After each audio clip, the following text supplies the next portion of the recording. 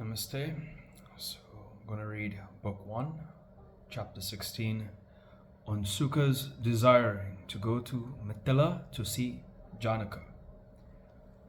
Om Bhagavatam Maha Kaya Surya Koti Samapra Nirvika Samakaya Susha Ekarandaya Tanticha Om Gam Gam Namaste Nama Hari Om Ya Devi Samapra Namaste Om Sam Sami Paramam Sati Samapra Em Saraswati Em Saraswati Om Guru Brahma Guru Vishnu Guru Deva Maheshwara Guru Sakshat Tasma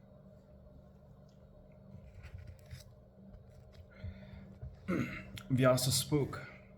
Then the Devi Mahalakshmi, seeing the Deva Janardana lying on a banyan leaf and surprised, spoke to him smiling, O Vishnu, why are you becoming so much astonished? Before this, since times immemorial, without any beginning, there had been many dissolutions, pralayas, and many srishtis, creations. And at the beginning of every creation, you came first into existence, and every time I was united with you. But now you have forgotten me under the spell of that Maha Shakti. The highest Maha Shakti is transcendent of all the gunas. But you and I are with gunas. Know me as the Shakti, all of Sattva Guna, who is widely known as Mahalakshmi. After this, the Prajapati Brahma, full of Rajagunas, the creator of all the lokas, will come into existence from your navel lotus and will create the three worlds. Then he will perform severe tapasya and acquire the excellent power to create, and will create the three worlds by his Rajaguna. That highly intelligent Prajapati will create first the five Mahabhutas, great elements, will endowed with gunas, and then create mind with sensory organs and the presiding deities of the senses, and thus, with all the ingredients fit for creation, will create all the worlds. Therefore, he is denominated by all as the creator of Brahmanda. O highly fortunate one, you will be the preserver of this universe. When the Prajapati Brahma will be angry at the beginning of the creation, when his four mind-born sons, Rudra Deva, will appear. He will appear then from the center of his eyebrows. When being born, this Rudra Deva will practice very severe tapasya and will get the Samhara Shakti, who is all of Tamoguna, and at the end of the Kalpa will destroy all this universe of five elements. O highly intelligent one, so I have come to you for this work of creation, etc. So take me to you as your Vaishnavi Shakti, full of Sattva Guna. O Madhusudana, I will take refuge at your breast and will remain always with you. Hearing all this, Bhagavan Vishnu spoke, O beautiful Devi, the half stanza was long heard by me. In clear words, by whom was that spoken? Kindly speak to me on this great auspicious secret first. For great doubt has come on and possessed my mind. What more shall I say than this, that as a poor man always thinks of wealth, so I am thinking of that again and again. Hearing these words of Vishnu, the Devi Mahalakshmi smilingly said with great affection, O strong and energetic one, I am now speaking in detail on this. Listen, O four-armed one, it is because I have come to you with form and endowed with gunas that you have come to know me, but you have not known that Adya Shakti, the prime force transcending all the gunas. Though she is a substratum of all the gunas, O highly fortunate one, that Devi Bhagavati, transcendent of all the gunas, uttered that all auspicious, highly satisfying semistanza, the essence of all the Vedas. O destroyer of the enemies, I think that there is the highest grace of that higher Shakti on you. that she spoke the greatest secret to you for your benefit, O one performing good vows. Know those words uttered by Mahavidya as the essence of all the Sastra. So firmly retain them within your heart. Never forget them. There is no other thing save that worth being known in earnest, because you are most beloved by that Devi, that she has spoken this to you. Hearing the words of the Devi Mahalakshmi, the four-armed Bhagavan took that semi-stanza as a mantra to be repeated in right earnest within his mind and cherished that forever within his heart. After some time, Brahma, born of the lotus of the navel of Vishnu, became afraid of the two Daityas, Madhu and Ketava, took refuge of Bhagavan Vishnu. Vishnu killed the two demons and began to do distinctly the japam of the semi-stanza. Brahma, born of the lotus, then asked Vishnu with a gladdened heart, O Lord of the Devas, what japam are you doing? Lotus-eyed, is there any other body more powerful than you? O Lord of the universe, whom do you think and thus feel yourself so happy? Hearing Brahma, Bhagavan Hari said, O highly fortunate one, think out yourself once of the primordial force. The auspicious Bhagavati, Adya Shakti, who is reigning everywhere at the cause and effect, and you will be able to understand everything. My presiding deity is that immeasurable, eternal Mahashakti, Brahmamiye,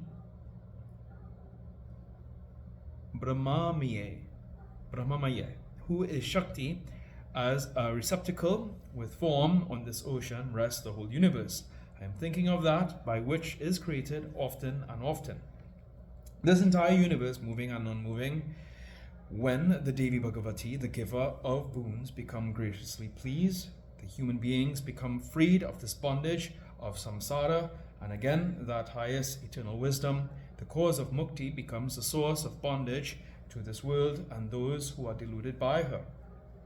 She is the Isvari of the Isvaras of this universe. O Brahma, you, I, and all other things of the entire universe are born of the Chit Shakti, the power of consciousness of her and her alone. There is no manner of doubt in this. The semi-stanza by which she has sown within me the seed of Bhagavata will get expanded by the beginning of the Dwapara Yoga. While Bhagavan Brahma was resting on the navel lotus of Vishnu, he got the seed of Bhagavata. Then he gave it to his own son Narada, the best of the Munis. Narada gave it to me, and I have expanded that into 12 skandhas. Therefore, O Mahabhaga,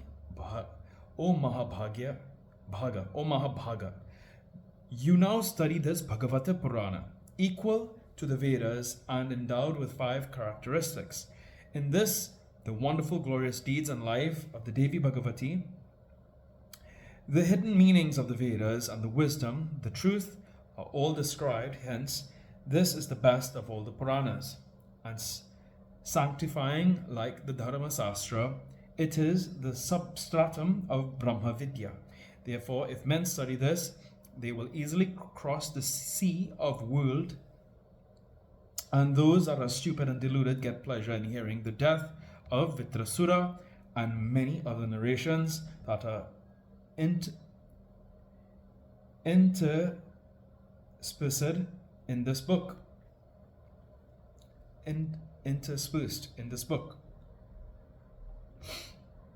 Therefore, O Mahabhaga, hear this sanctifying Bhagavata Puranam and retain it firmly within your heart. O best of persons, you are the foremost of those that are intelligent, so you are worthy to read this Purana. 18,000 slokas are in that Purana, and you better get them by heart, for if anybody reads or bears this Purana, fit to be praised in every way, all auspicious, capable to increase posterity by the addition of sons and grandsons, giving long life, happiness and peace, he sees the sun of wisdom resting in his breast and dispelling all darkness of ignorance. Thus speaking to his son, Sukadeva, Krishna Dvaipayan, my guru, studied all the Purana, and though it was voluminous, I got the whole of it by heart. Sukha studied the Purana and stayed in Vyasa Asrama. But he was naturally dispassionate, like Sanat Kumara, etc. The mind-born sons of Brahma. Therefore, he could not get peace in studying the contents of the Purana, which deal with karma kanda, actions fit for the householders. He remained at a solitary place, his heart being troubled very much. He appeared as if with his heart void.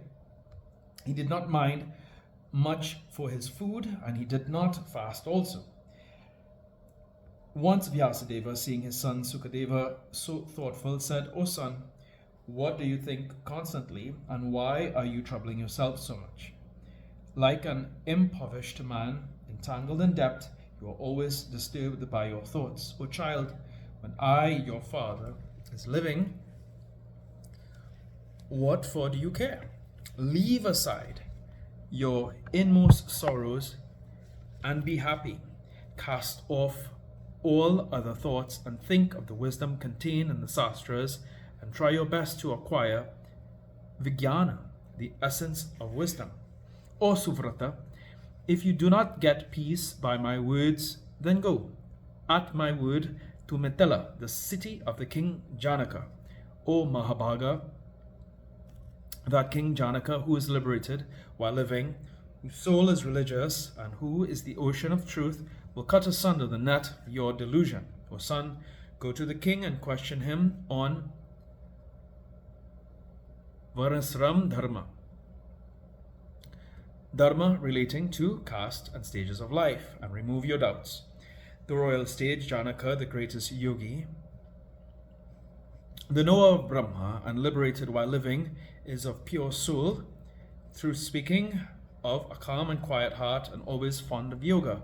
Hearing these words of Vyasadeva, the highly spirited Sukadeva, of unrivaled energy, replied, O virtuous one, your word can never turn out false. But when I hear that the king Janaka is gladly governing his kingdom, still he is liberated while living, and disembodied while he has a body.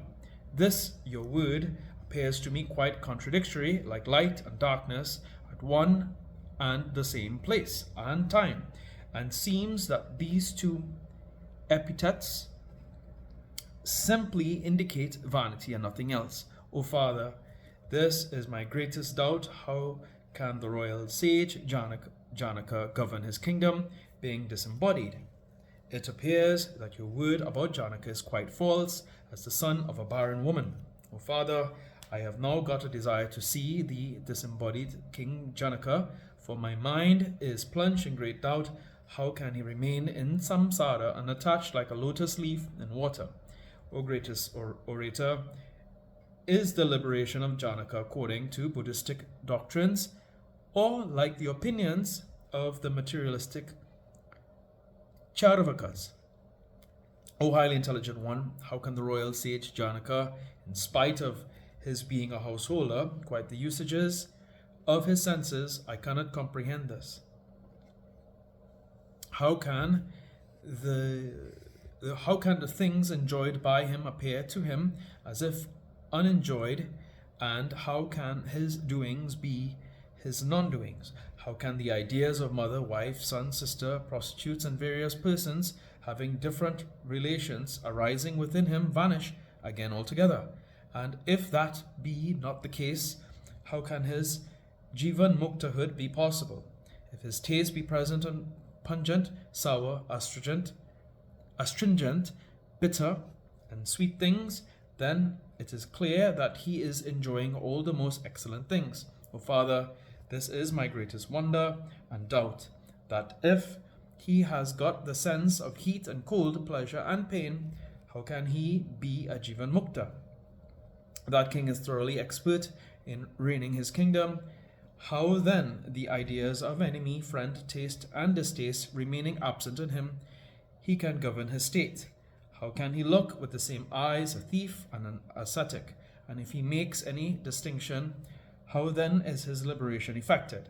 I have never seen such a man that is liberated while living and at the same time an expert king in governing his subjects. For this reasons great doubt has arisen in me.